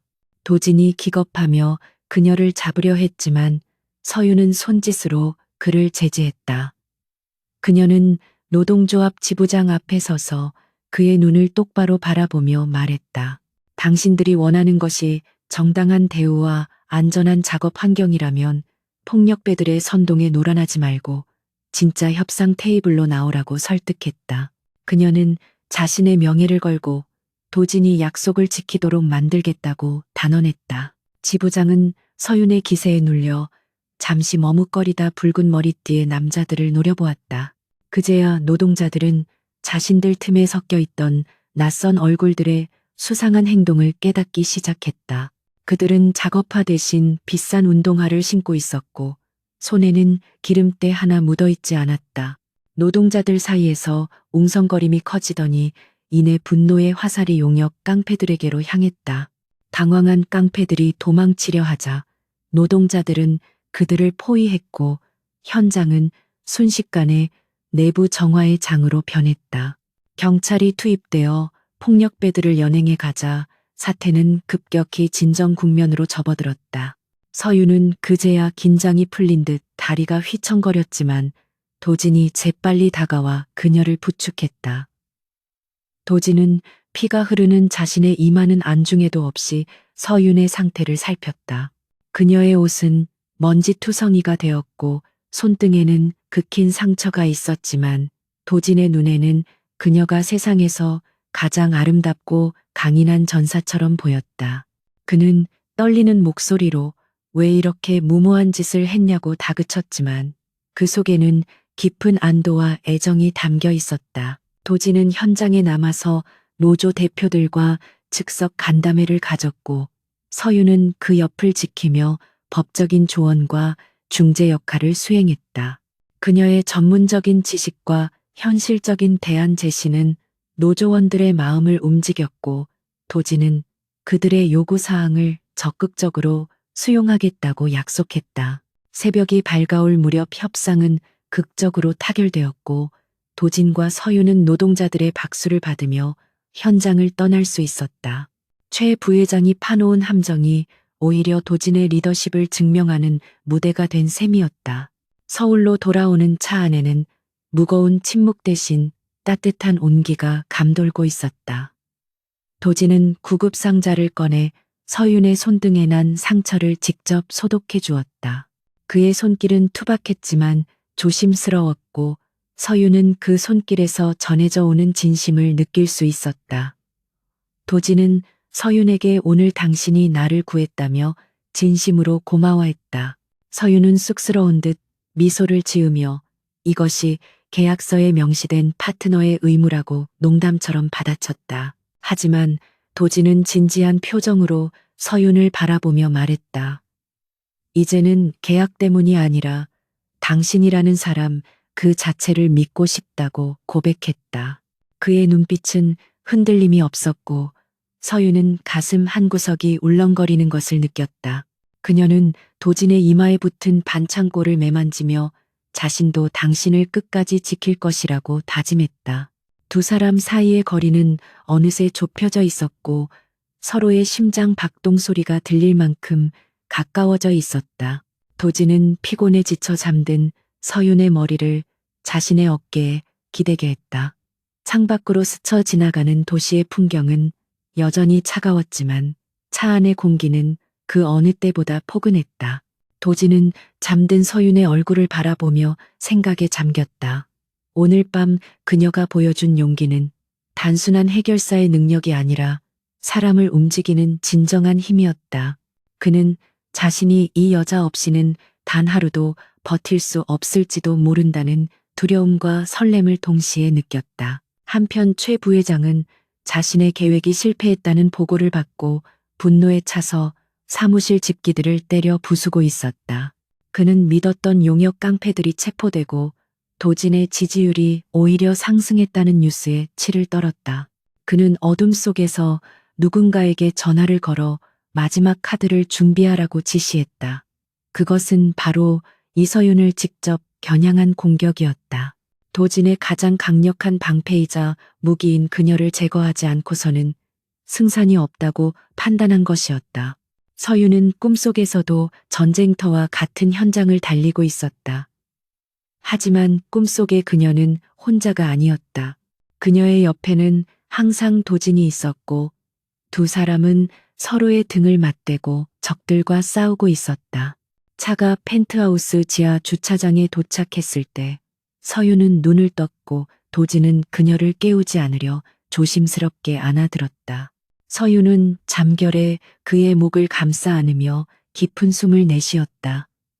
그의 품에서는 안전한 냄새가 났다. 엘리베이터가 펜트하우스 층에 도착하고 문이 열리자 그들 앞에는 뜻밖의 불청객이 기다리고 있었다. 검찰청에서 나온 수사관들이 영장을 들고 서 있었던 것이다. 그들은 강도진 대표를 횡령 및 배임 혐의로 긴급 체포하겠다고 통보했다. 최 부회장의 반격은 예상보다 훨씬 빠르고 치명적이었다. 도진은 서윤을 내려놓고 그녀를 보호하듯 앞을 막아섰지만 서윤은 이미 상황을 파악하고 차갑게 이성을 되찾고 있었다. 수사관들이 도진에게 수갑을 채우려 하자 서윤이 한 발 앞으로 나섰다. 그녀는 수사관의 팔을 잡고 영장의 내용을 꼼꼼히 확인했다. 그녀의 눈빛은 다시금 냉철한 해결사의 것으로 돌아와 있었다. 그녀는 도진에게 걱정하지 말고 다녀오라고 말하며 눈짓으로 신호를 보냈다. 이것은 끝이 아니라 새로운 전쟁의 시작일 뿐이었다. 도진은 서윤을 믿고 순순히 수사관들을 따라 나섰고 서윤은 닫히는 엘리베이터 문 사이로 멀어지는 도진을 바라보며 주먹을 꽉 쥐었다. 이제부터는 그녀 혼자만의 싸움이 될 것이었다. 차가운 금속성이 감도는 검찰청 조사실 안에서 강도진은 묵비권을 행사하며 침묵을 지키고 있었다. 담당 검사는 도진을 심리적으로 압박하기 위해 책상을 내리치며 고성을 질렀지만 도진의 표정은 흔들림이 없었다. 그는 이 모든 상황이 최 부회장의 치졸한 각본님을 알고 있었고 밖에서 움직이고 있을 이서윤을 전적으로 신뢰하고 있었다. 시간이 얼마나 흘렀을까? 철문이 열리는 소리와 함께 조사실의 무거운 공기를 가르며 서윤이 변호인단과 함께 들어왔다. 그녀의 등장은 마치 어둠 속에서 비치는 한 줄기 빛과 같았고 도진은 안도감에 짧은 숨을 내쉬었다. 서윤은 검사 앞에 두툼한 서류 뭉치를 내려놓으며 도진에게 씌워진 횡령 혐의가 조작되었다는 명백한 증거를 제시했다. 그녀는 문제가 된 차명 계좌의 개설 시점에 도진이 해외 출장 중이었음을 입증하는 출입국 기록과 실제 계좌 운용자가 최 부회장의 하수인임을 밝혀내는 자금 추적 내역을 들이밀었다. 검사는 당황하여 서류를 훑어보았지만 서윤의 논리는 빈틈이 없었고 그녀가 데려온 대형 로펌의 변호사들은 위법한 수사 절차를 문제 삼으며 당장 도진을 석방할 것을 강력하게 요구했다. 검찰청 로비를 걸어 나오는 도진과 서윤을 향해 수많은 카메라 플래시가 터졌다. 기자들은 도진에게 혐의를 인정하느냐는 질문을 쏟아냈지만 도진은 굳게 다문 입을 열지 않았다. 대신 서윤이 마이크 앞으로 나서서 검찰의 무리한 수사에 유감을 표명하며 진실은 곧 밝혀질 것이라고 당당하게 선언했다. 차에 올라탄 도진은 서윤의 손을 꽉 잡으며 고마움을 전했지만 서윤의 표정은 여전히 어두웠다. 그녀는 이것이 최 부회장이 노리는 진짜 공격이 아니라는 것을 본능적으로 감지하고 있었기 때문이었다. 본사로 복귀하는 차 안에서 서윤의 태블릿 단말기에 긴급 알림이 울리기 시작했다. 화면을 확인한 서윤의 눈동자가 거칠게 흔들렸고 그녀는 입술을 깨물며 도진에게 화면을 보여주었다. 인터넷 포털 사이트와 주요 언론사 헤드라인은 강한그룹의 예비 안주인인 이서윤이 경쟁사에 기업 비밀을 팔아넘긴 산업 스파이라는 충격적인 뉴스로 도배되어 있었다. 기사에는 그녀가 과거의 고객들을 만나 은밀하게 대화를 나누는 사진들이 악의적으로 편집되어 실려 있었는데 그것들은 모두 그녀가 해결사로서 활동했던 기록들이었다. 최 부회장은 도진을 직접 공격하는 것이 실패하자 그의 가장 강력한 무기이자 방패인 서윤을 제거하기 위해 방향을 튼 것이었다. 그는 서윤이 명성건설의 사주를 받고 강한 그룹을 집어삼키기 위해 의도적으로 도진에게 접근했다는 그럴듯한 시나리오를 만들어 유포했다. 여론은 순식간에 뒤집혔고 조금 전까지 도진을 옹호하던 댓글들은 배신감에 치를 떠는 비난으로 바뀌어 있었다. 주주들은 회사의 기밀이 유출되었다는 소식에 공황 상태에 빠졌고 주가는 걷잡을 수 없이 곤두박질치기 시작했다. 회사에 도착하자마자 이사회가 긴급 소집되었고 분위기는 살얼음판을 걷는 듯 험악했다. 최 부회장은 회의실 중앙에 서윤의 스파이 혐의를 입증한다는 조작된 녹취록과 사진들을 뿌리며 도진을 압박했다. 이사들은 도진에게 당장 서윤과의 파혼을 선언하고 그녀를 경찰에 넘겨야 한다고 목소리를 높였다. 그들은 회사를 살리기 위해서는 꼬리 자르기가 필요하다며 도진의 결단을 촉구했다. 도진은 주먹을 꽉 쥐며 분노를 억누르려 했지만 온몸이 부들부들 떨리는 것을 막을 수 없었다. 도진은 자리에서 벌떡 일어나 이사들을 향해 고함을 질렀다. 그는 서윤이 없었다면 지난번 공장 파업 사태도 해결하지 못했을 것이며 그녀는 누구보다 회사를 위해 헌신했다고 변호했다. 하지만 이미 최 부회장에게 매수된 이사들의 귀에는 도진의 말이 들리지 않았다. 그들은 도진이 여자의 미색에 홀려 판단력을 상실했다며 대표이사 해임안까지 거론하기 시작했다. 도진은 철저하게 고립되었고 그의 곁에는 오직 침묵을 지키고 있는 서윤만이 남아 있었다. 서윤은 도진의 떨리는 손을 조용히 잡으며 그를 자리에 앉혔다. 그녀는 차가울 정도로 침착한 눈빛으로 이사들을 둘러보며 입을 열었다. 그녀는 자신의 결백을 주장하는 대신 현재 상황에서 회사를 안정시킬 수 있는 유일한 방법은 자신이 물러나는 것임을 인정했다. 도진은 놀란 눈으로 서윤을 바라보며 무슨 소리냐고 따져 물었지만 서윤은 눈짓으로 그를 제지했다. 그녀는 도진을 지키기 위해 스스로 악역을 자처하고 무대에서 내려올 준비를 하고 있었다. 회의가 끝난 후 집무실로 돌아온 두 사람 사이에는 무거운 침묵이 흘렀다. 도진은 서윤에게 절대 당신을 보낼 수 없다고 말하며 끝까지 함께 싸우겠다고 고집을 부렸다. 하지만 서윤은 도진의 어깨를 잡고 냉정하게 현실을 직시하라고 조언했다. 지금 자신이 옆에 있는 것은 도진에게 정치적인 부담만 줄 뿐이며 최 부회장은 계속해서 그녀를 약점 잡아 도진을 공격할 것이라고 설명했다. 그녀는 빛이 닿지 않는 곳에서 움직여야만 적들의 목덜미를 물 수 있다고 말했다. 서윤은 도진에게 이것은 이별이 아니라 전략적인 후퇴라고 강조했다.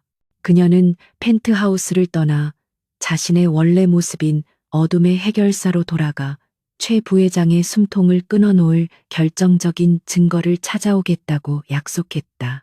도진은 서윤의 단호한 결의에 결국 고개를 떨구었다. 그는 자신이 사랑하는 여자를 지켜주지 못하고 사지로 내몰아야 하는 자신의 무력함에 가슴이 찢어지는 듯한 고통을 느꼈다. 하지만 그는 그녀를 믿어야만 했고 그것이 두 사람이 함께 살 수 있는 유일한 길임을 받아들였다. 그날 밤 서윤은 펜트하우스에서 짐을 챙겨 나왔다. 그녀는 화려한 명품 옷과 장신구들을 모두 두고 가장 편안한 옷차림으로 갈아입었다. 도진은 현관까지 그녀를 배웅하며 차마 떨어지지 않는 발길을 멈추어 섰다. 서윤은 도진에게 다가가 짧지만 깊은 입맞춤을 남겼다. 그녀는 반드시 돌아오겠다는 말을 남기고 뒤도 돌아보지 않고 엘리베이터에 올랐다. 닫히는 문 사이로 보이는 도진의 슬픈 눈빛이 그녀의 가슴에 깊이 밝혔다. 건물을 빠져나온 서윤을 기다리고 있는 것은 수많은 기자들이었다. 그녀는 고개를 숙이고 죄인처럼 연기하며 그들 사이를 빠르게 빠져나갔다. 쏟아지는 플래시 세례와 모욕적인 질문들을 뒤로 한 채 그녀는 미리 준비해둔 검은색 벤에 올라탔다. 차문이 닫히고 팅팅된 창문이 외부의 시선을 차단하자 서윤의 눈빛은 순식간에 돌변했다.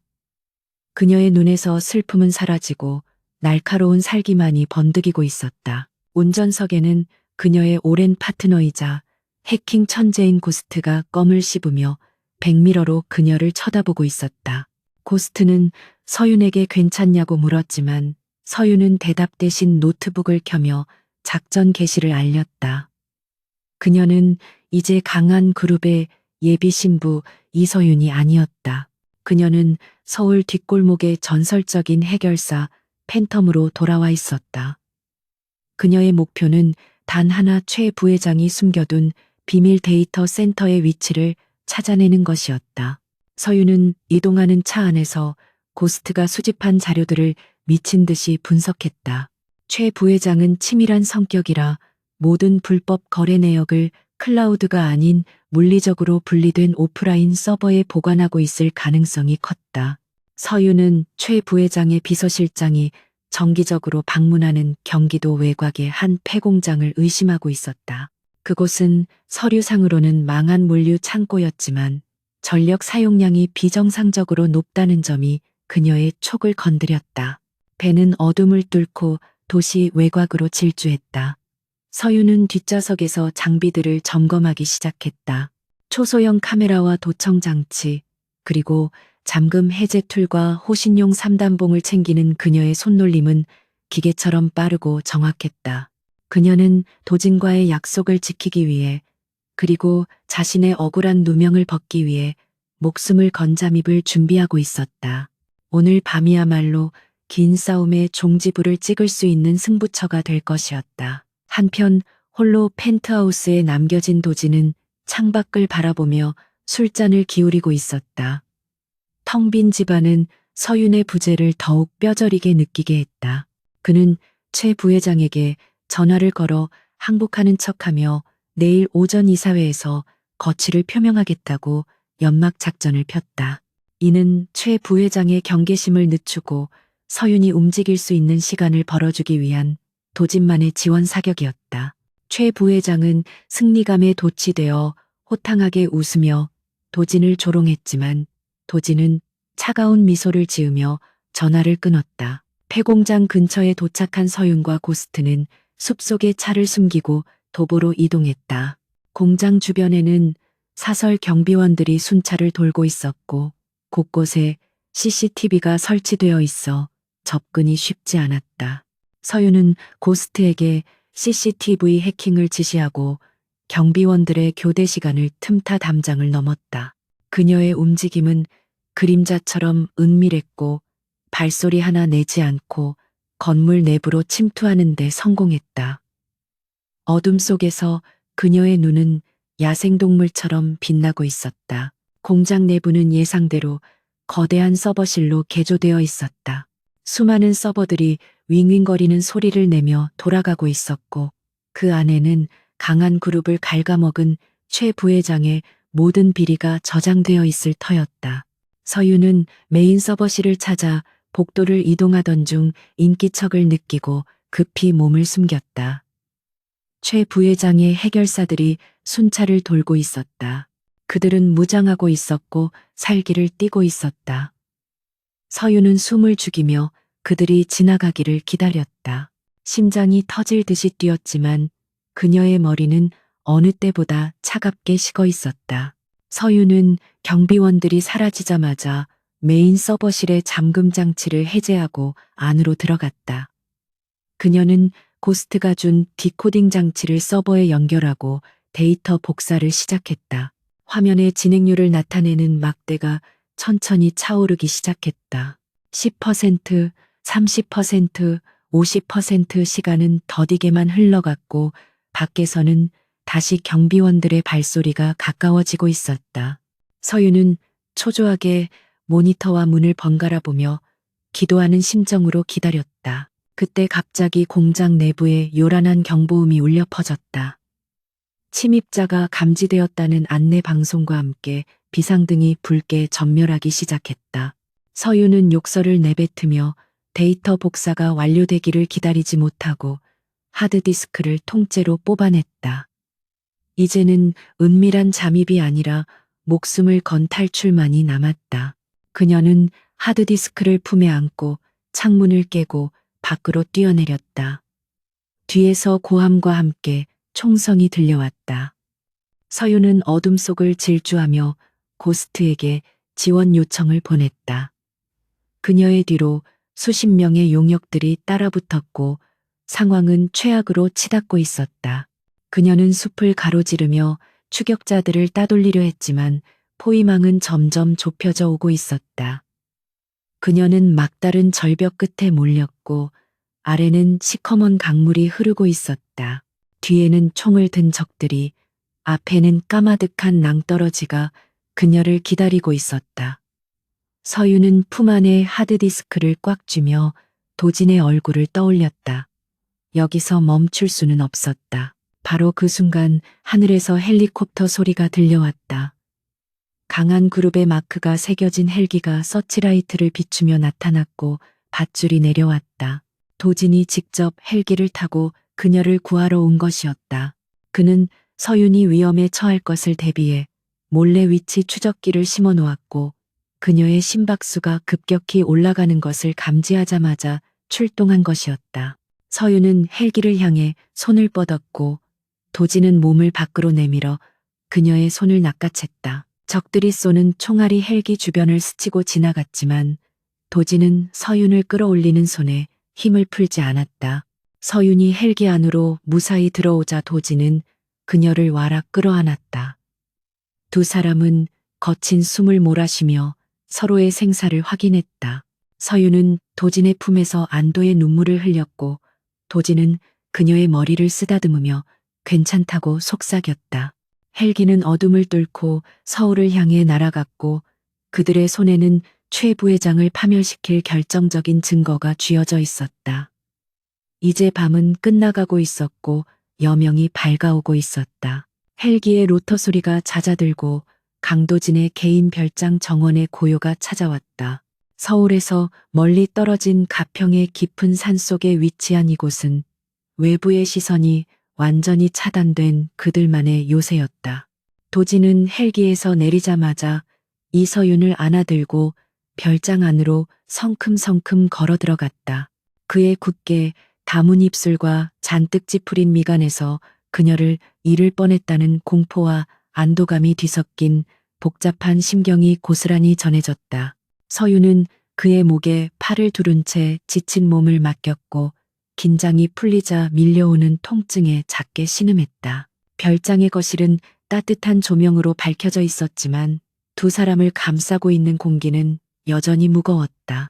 도진은 서윤을 소파에 조심스럽게 내려놓고 구급상자를 가져와 그녀의 상처를 살피기 시작했다. 찢어진 옷 사이로 드러난 극힌 자국들과 멍들은 그녀가 겪었을 사투를 증명하고 있었다. 도진은 소독약을 바르는 손을 가늘게 떨었고 서윤은 그런 그의 손을 맞잡으며 괜찮다는 듯이 희미하게 미소 지었다. 하지만 도진은 고개를 저으며 그녀의 무모함을 나무랐다. 도진은 서윤에게 왜 자신을 기다리지 않았느냐며 화를 냈지만 그 목소리 끝은 물기에 젖어 있었다. 그는 서윤이 절벽 끝에 서 있던 그 순간 자신의 심장이 멈추는 줄 알았다며 다시는 이런 위험한 짓을 하지 말라고 애원하듯 말했다. 서윤은 도진의 눈을 바라보며 이것이 자신이 선택한 길이며 당신을 지키기 위해서라면 몇 번이라도 절벽 끝에 설 수 있다고 단호하게 대답했다. 그녀의 진심 어린 고백에 도진은 더 이상 말을 잇지 못하고 그녀를 와락 끌어안았다. 두 사람은 서로의 체온을 느끼며 살아있음을 확인했고 그동안 참아왔던 감정들이 본물 터지듯 터져나왔다. 도진은 서윤의 입술에 거칠게 입을 맞췄고 서윤 역시 그를 받아들이며 열정적으로 응답했다. 죽음의 문턱에서 돌아온 연인들의 키스는 절박했고 애절했으며 그 어떤 말보다도 강렬한 사랑의 맹세였다. 그들은 서로의 존재가 이미 삶의 일부가 되어버렸음을 뼈저리게 실감했다. 감정의 폭풍이 지나간 후 서윤은 품에 안고 있던 하드디스크를 꺼내 탁자 위에 올려놓았다. 이것이 바로 최 부회장의 숨통을 끊어놓을 판도라의 상자였다. 서윤은 고스트에게 연락하여 별장으로 오라고 지시했고 얼마 지나지 않아 고스트가 최첨단 장비들을 챙겨 도착했다. 그는 서윤의 몰골을 보고 혀를 찼지만 곧바로 진지한 표정으로 하드디스크를 노트북에 연결하고 암호 해독 작업을 시작했다. 고스트의 손가락이 보이지 않을 정도로 빠르게 키보드 위를 날아다녔고 화면에는 알 수 없는 코드들이 폭포수처럼 쏟아져 내렸다. 최 부회장은 예상대로 최고 수준의 보안 프로그램을 설치해 두었고 데이터를 열람하기 위해서는 다중 생체 인식과 복잡한 비밀번호를 통과해야만 했다. 시간이 지체될수록 도진과 서윤의 초조함은 커져만 갔다. 내일 오전 열리는 주주총회전까지 결정적인 증거를 찾지 못하면 모든 것이 물거품이 될 위기였다. 서윤은 고스트의 옆에서 패턴을 분석하며 최 부회장의 심리적인 허점을 파고들었다. 그녀는 최 부회장이 자신의 생일이나 기념일 같은 뻔한 숫자를 쓰지는 않겠지만 그의 오만함이 반영된 단어를 사용할 것이라고 추측했다. 그녀는 도진에게 최 부회장이 평소 즐겨 쓰던 사자성어나 좌우명이 무엇인지 물었다. 도진은 잠시 생각하더니 유아독존이라는 단어를 떠올렸다. 서윤은 그 단어를 영어와 숫자로 조합하여 입력해보라고 고스트에게 지시했다. 고스트가 엔터키를 누르자 잠시 정적이 흘렀고 이내 화면에 접속 성공이라는 녹색 메시지가 떴다. 세 사람은 동시에 탄성을 질렀고 곧이어 방대한 양의 폴더들이 화면에 나타났다. 그 안에는 강한 그룹의 비자금 장부는 물론이고 정재계 인사들에게 건넨 뇌물 리스트, 경쟁사 기술 탈취, 계획서 등 상상을 초월하는 범죄의 기록들이 고스란히 담겨 있었다. 하지만 그 중에서도 도진의 시선을 사로잡은 것은 프로젝트 섀도라는 이름의 폴더였다. 떨리는 손으로 폴더를 열자 도진은 그 자리에 얼어붙고 말았다. 그곳에는 3년 전 도진의 아버지가 사망한 교통사고에 대한 상세한 보고서가 들어 있었다. 당시 경찰은 빗길 미끄러짐에 의한 단순 사고로 결론 지었지만 보고서에는 브레이크 라인을 조작한 정비공의 자술서와 그에게 지급된 거액의 착수금 내역이 첨부되어 있었다. 최 부회장은 단순히 회사를 뺏으려던 것이 아니라 도진의 아버지를 살해하고 그룹을 통째로 삼키려 했던 살인마였다. 도진의 눈에서 붉은 핏발이 섰고 그는 짐승 같은 울음소리를 토해내며 오열했다. 아버지를 잃은 슬픔과 믿었던 부하의 배신, 그리고 끔찍한 진실을 마주한 충격이 그를 덮쳤다. 서유는 도진을 뒤에서 껴안으며 그의 슬픔을 함께 나누었다. 그녀는 도진의 눈물을 닦아주며 이제 우리가 그 억울함을 풀어줄 차례라고 그를 위로했다. 그녀의 단호한 목소리에 도진은 서서히 이성을 되찾았고 그의 눈빛은 차가운 복수심으로 불타오르기 시작했다. 밤이 깊어가고 세 사람은 확보한 증거들을 정리하여 내일 주주총회에서 터뜨릴 폭탄을 제조하기 시작했다. 서유는 단순히 비리를 폭로하는 것을 넘어 최 부회장이 빠져나갈 구멍을 완전히 차단할 치밀한 시나리오를 짰다. 그녀는 도진에게 내일 주주총회장에는 혼자 입장하여 패배를 인정하는 척 연기하라고 주문했다. 최 부회장의 방심을 유도하여 그가 자신의 입으로 범죄 사실을 시인하게 만들거나 승리의 정점에서 가장 비참하게 추락시키기 위함이었다. 도진은 서윤의 계획에 동의하면서도 그녀의 안전을 걱정했다. 그는 서윤이 어떻게 주주총회장에 들어올 것인지 물었다. 최 부회장은 이미 서윤을 산업 스파이로 몰아세웠기 때문에 그녀의 출입을 철저하게 통제할 것이 분명했다. 서윤은 자신만만한 미소를 지으며 가방에서 서류 한 장을 꺼내 도진에게 보여주었다. 그것은 명성건설이 보유하고 있던 강한그룹의 주식 양도 증서와 우호 지분을 가진 소액 주주들의 위임장이었다. 서윤은 그동안 도진 몰래 자신의 사재를 털고 아버지인 이 회장을 설득하여 강한그룹의 주식을 꾸준히 매집해왔던 것이다. 그녀는 이제 도진의 약혼녀가 아니라 강한그룹의 주요 주주로서 당당하게 회의장에 입장할 자격을 갖추고 있었다. 도진은 서윤의 치밀한 준비성에 혀를 내두르며 감탄했다. 그녀는 처음부터 모든 것을 내다보고 있었고 자신을 지키기 위해 보이지 않는 곳에서 헌신해 왔던 것이다. 새벽이 밝아오자 도진과 서윤은 전투복을 입듯 정장을 갖춰 입었다. 도진은 짙은 네이비색 슈트를 입고 넥타이를 매며 거울 속에 자신을 응시했다. 어젯밤의 슬픔과 분노는 모두 갈무리하고 이제는 냉철한 심판자의 모습만이 남아 있었다. 서윤은 깔끔한 화이트 슈트를 입고 머리를 높게 묶어 카리스마 넘치는 모습을 연출했다. 두 사람은 서로의 옷매무새를 다듬어주며 무언의 응원을 보냈다. 별장을 나서기 전 도진은 서윤의 손을 잡고 그녀의 손등에 입을 맞췄다.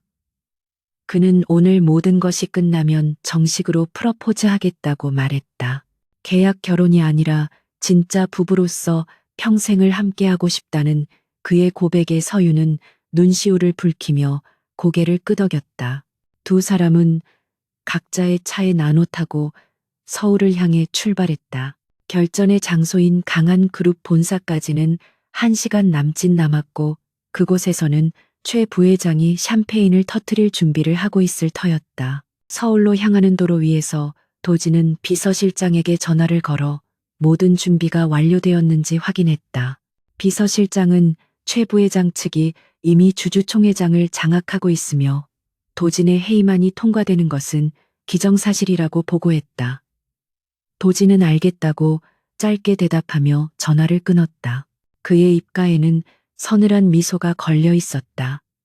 최 부회장이 보고 있는 현실은 곧 산산조각 날 환상에 불과했다. 한편 서유는 고스트와 함께 별도의 차량으로 이동하며 마지막 점검을 하고 있었다. 고스트는 주주 총회장의 대형 스크린과 음향 시스템을 해킹하여 서윤이 신호를 보내는 즉시 준비된 영상을 송출할 수 있도록 세팅해 두었다. 서윤은 태블릿을 통해 본사 로비의 상황을 지켜보았다. 수많은 기자들과 시위대가 몰려 있어 혼잡했지만 그녀는 그 혼란을 틈타 보안 요원들의 눈을 피해 잠입할 루트를 이미 파악해둔 상태였다. 강한 그룹 본사에 도착한 도진은 쏟아지는 플래시 세례를 받으며 당당하게 로비로 들어섰다. 기자들은 그에게 혐의를 인정하느냐고 물었지만 도진은 묵묵부답으로 일관했다. 그의 표정은 너무나 태연해서 지켜보는 이들을 의아하게 만들었다. 엘리베이터에 오른 도진은 주주 총회장이 있는 20층 버튼을 눌렀다. 숫자가 하나씩 올라갈 때마다 그의 심장 박동은 차분하게 가라앉았다. 이제 곧 아버지의 원수를 갚고 회사를 되찾을 시간이었다. 최 부회장은 회의장 상석에 앉아 여유로운 표정으로 시계를 보고 있었다. 그는 도진이 들어오자 가소롭다는 듯 웃으며 자리를 권했다. 그는 도진에게 지금이라도 자진 사퇴하면 퇴직금은 넉넉히 챙겨주겠다며 비아냥거렸다. 도진은 아무 말 없이 지정된 자리에 앉아 최 부회장을 똑바로 응시했다. 그의 눈빛에는 최 부회장이 한 번도 본 적 없는 섬뜩한 기운이 서려 있었다. 최 부회장은 순간 등줄기가 서늘해짐을 느꼈지만 애써 무시하며 개회를 선언했다. 같은 시각 서유는 지하 주차장을 통해 화물용 엘리베이터로 이동하고 있었다. 그녀의 손에는 최 부회장의 모든 죄악이 담긴 하드디스크가 들려 있었다. 그녀는 고스트에게 신호를 보내보안 시스템을 일시적으로 마비시키라고 지시했다. 카메라의 붉은 불빛이 꺼지자 그녀는 20층으로 향하는 비상계단을 빠르게 올라가기 시작했다. 그녀의 구두 소리가 또각또각 울려 퍼지며 복수의 서곡을 연주했다. 문 하나만 열면 그녀가 무대 위로 등장할 차례였다. 회의장 안에서는 도진의 해임안에 대한 투표가 시작되려 하고 있었다. 최 부회장은 승리를 확신하며 의사봉을 들어 올렸다. 바로 그 순간 회의장 문이 굉음과 함께 활짝 열렸다. 모든 사람들의 시선이 문 쪽으로 쏠렸고 그곳에는 눈부신 조명을 받으며 이서윤이 서 있었다. 그녀는 당당한 걸음으로 단상을 향해 걸어오며 외쳤다. 이 회의는 무효입니다. 강한 그룹의 주요 주주로서 이의를 제기합니다. 장내는 순식간에 술렁거렸고 최 부회장의 얼굴은 사색이 되어 굳어버렸다. 서유는 단상 위로 올라가 도진의 옆에 섰다. 두 사람은 서로를 바라보며 짧게 눈빛을 교환했다. 이제 쇼는 끝났고 진짜 심판이 시작될 시간이었다. 서유는 마이크를 잡고 주주들을 향해 선언했다. 지금부터 여러분이 알고 있던 모든 진실이 뒤집힐 것이라고. 그녀의 손에 들린 리모컨 버튼이 눌러지자 대형 스크린의 화면이 바뀌었고 최 부회장의 끔찍한 민낯이 세상에 드러나기 시작했다. 대형 스크린에서 흘러나오는 영상은 장내를 충격과 공포의 도가니로 몰아넣기에 충분했다. 영상 속에는 최 부회장이 비서실장에게 강도진의 부친이 탑승할 차량의 브레이크를 조작하라고 지시하는 육성이 선명하게 담겨 있었다. 주주들은 경악에 찬 비명을 지르거나 입을 틀어막았고 카메라는 그들의 당혹스러운 표정을 실시간으로 송출했다. 최 부회장은 자신의 목소리가 회의장에 울려 퍼지자 마치 유령이라도 본 사람처럼 하얗게 질려 뒷걸음질 쳤다. 이서윤은 냉정한 표정으로 리모컨 버튼을 눌러 다음 화면으로 넘겼다. 이번에는 최 부회장이 해외 페이퍼 컴퍼니를 통해 빼돌린 회사 돈의 흐름이 도표로 정리되어 나타났다. 수천억 원에 달하는 횡령 금액과 그 자금이 정관계 로비 자금으로 흘러들어간 내역이 적나라하게 공개되었다. 그것은 강한그룹을 사유화하고 주주들의 이익을 착취해온 그의 추악한 민낯을 증명하는 움직일 수 없는 증거였다. 최 부회장은 떨리는 손으로 단상을 가리키며 고래고래 소리를 지르기 시작했다. 그는 저것은 모두 조작된 영상이며 이서윤이 최신 기술을 이용해 만든 가짜라고 주장했다. 그는 보안 요원들을 호출하며 당장 저 미친 여자와 강도진을 끌어내리라고 명령했다.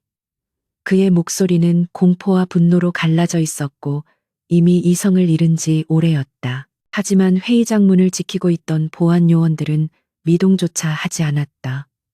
그들은 최 부회장의 명령을 무시하고 오히려 도진과 서윤을 보호하듯 대열을 갖췄다. 도진은 마이크를 잡고 났지만 위험 있는 목소리로 선언했다. 강한 그룹의 보안팀은 범죄자가 아닌 정당한 대표이사의 명령만을 따른다고 말했다. 최 부회장은 자신의 권력이 완전히 무너져 내렸음을 깨닫고 절망적인 표정으로 주저앉았다. 그때 회의장 문이 다시 열리고 제복을 입은 경찰들과 검찰 수사관들이 들이닥쳤다. 서윤이 미리 연락해둔 광역수사대 팀장이 체포영장을 들고 최 부회장에게 다가갔다. 혐의는 살인교사 및 특정경제범죄 가중처벌법 위반이었다. 수사관들이 최 부회장의 손목에 수갑을 채우자 플래시가 미친 듯이 터졌고 그는 고개를 숙인 채 끌려나갔다. 최 부회장이 퇴장하자 회의장에는 잠시 정적이 감돌았다가 이내 우레와 같은 박수와 환호성이 터져나왔다. 주주들은 강한 그룹을 좀먹던 암세포가 제거된 것에 안도하며 도진과 서윤에게 지지를 보냈다. 도진의 해임안은 만장일치로 부결되었고 오히려 최 부회장과 그의 동조했던 이사들의 해임안이 즉석에서 상정되어 통과되었다. 도진은 단상에 서서 주주들에게 깊이 고개 숙여 사과했다. 그는 자신의 부덕으로 인해 회사에 큰 혼란을 초래한 점을 반성하며 앞으로는 투명하고 공정한 경영을 통해 잃어버린 신뢰를 회복하겠다고 약속했다. 그리고 그는 자신의 옆에 서 있는 서윤을 가리키며 그녀가 없었다면 오늘의 승리는 없었을 것이라고 공을 돌렸다. 서윤은 담담한 미소로 주주들에게 답례했다. 주주총회가 끝나고 기자회견까지 마무리되자 두 사람은 비로소 긴장을 풀 수 있었다. 도진의 집무실로 돌아온 그들은 소파에 나란히 앉아 서로를 바라보았다. 지난 며칠간 겪었던 폭풍 같은 시간들이 주마등처럼 스쳐 지나갔다. 도진은 서윤의 손을 잡고 진심을 담아 고맙다는 말을 전했다. 서윤은 그저 해야 할 일을 했을 뿐이라며 겸손하게 대답했지만 그녀의 눈빛 역시 흔들리고 있었다. 이제 모든 문제가 해결되었으니 남은 것은 두 사람 사이의 관계를 정리하는 일이었다. 도진은 책상 서랍에서 그들이 작성했던 계약서를 꺼내 들었다. 서윤은 긴장한 표정으로 도진의 손을 응시했다. 도진은 망설임 없이 계약서를 반으로 찢어버렸다. 종이가 찢어지는 소리가 정적을 깨고 날카롭게 울려 퍼졌다. 도진은 찢어진 종이 조각을 휴지통에 버리고 서윤에게 다가와 무릎을 꿇었다. 그는 주머니에서 작은 벨벳 상자를 꺼내 열었다. 그 안에는 화려하지 않지만 우아한 빛을 내는 다이아몬드 반지가 들어 있었다. 도진은 서윤에게 정식으로 청혼했다. 계약에 묶인 파트너가 아닌 평생을 함께할 반려자가 되어달라고 말했다. 서윤은 눈시울이 붉어지며 고개를 끄덕였다. 그녀는 도진의 손을 잡고 그를 일으켜 세웠다. 두 사람은 서로를 깊이 포옹하며 사랑을 확인했다. 처음 만났던 그날 밤처럼 강렬했지만 이제는 훨씬 더 깊고 단단한 신뢰가 그들 사이를 연결하고 있었다. 그들은 서로의 상처를 보듬어주고 부족한 부분을 채워주는 완벽한 한 쌍이었다.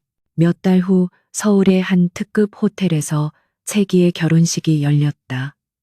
재계의 모든 이목이 집중된 가운데 강도진과 이서윤은 많은 사람들의 축복 속에 부부가 되었다. 서윤은 순백의 웨딩드레스를 입고 눈부시게 아름다운 자태를 뽐냈고 도진은 그런 그녀에게서 눈을 떼지 못했다.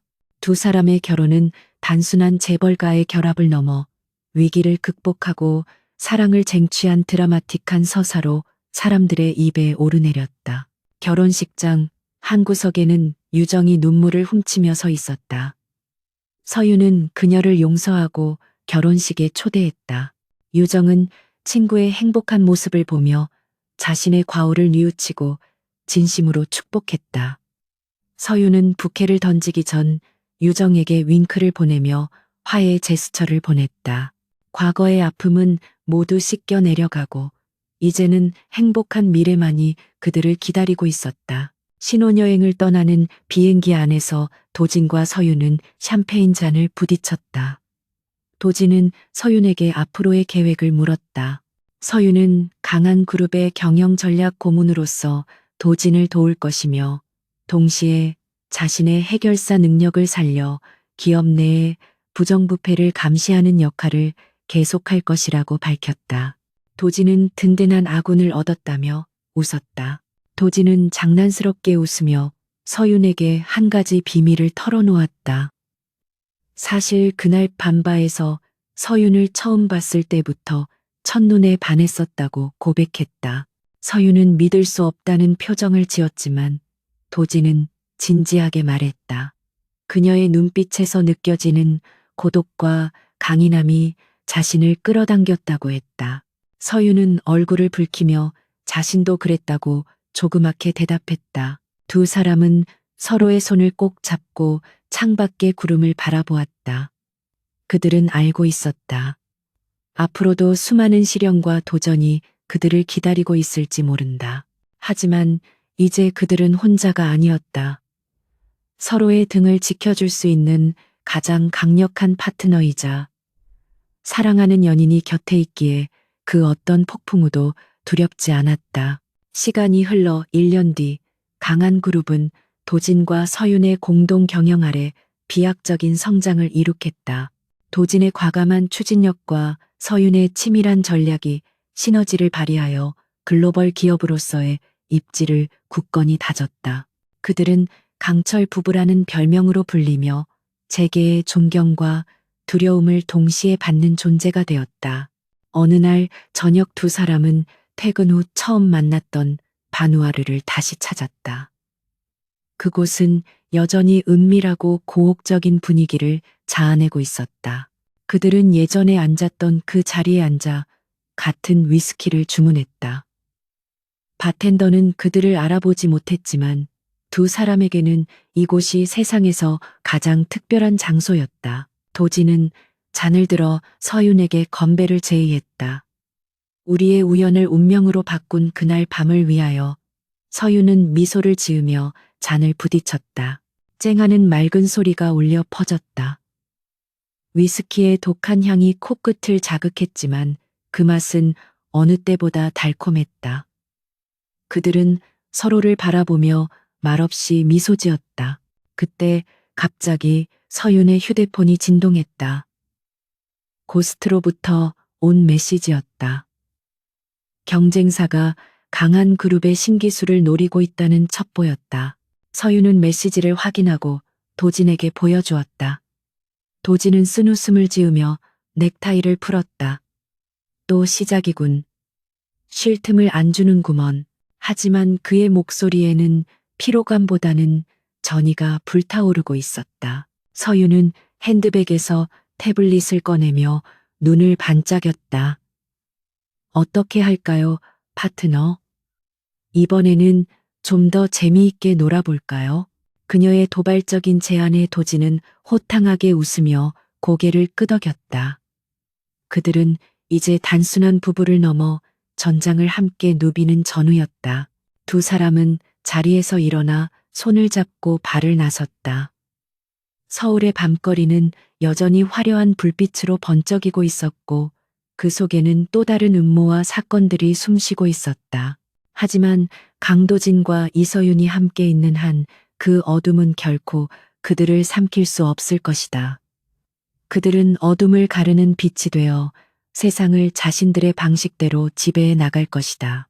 전설은 이제 막 시작되었을 뿐이다.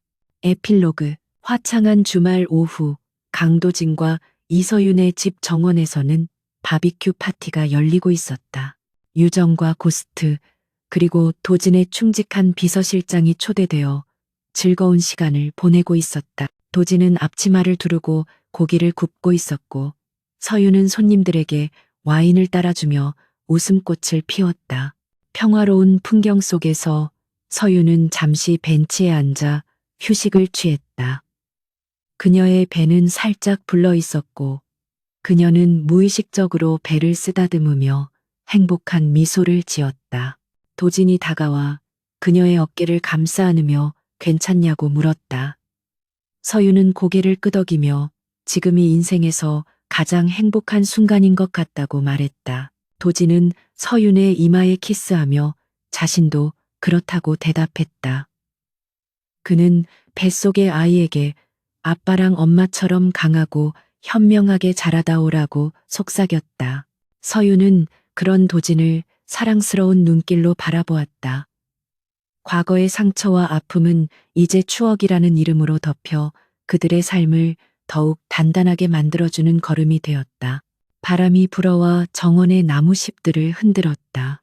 어디선가 들려오는 음악 소리와 사람들의 웃음소리가 어우러져 완벽한 하모니를 이루었다. 이서윤과 강도진, 두 사람의 이야기는 여기서 끝이 나지만 그들이 함께 써 내려갈 인생의 다음 장은 더욱 흥미진진하고 아름다울 것이다. 그들은 서로를 바라보며 다시 한번 굳게 약속했다. 언제까지나 함께하겠노라고.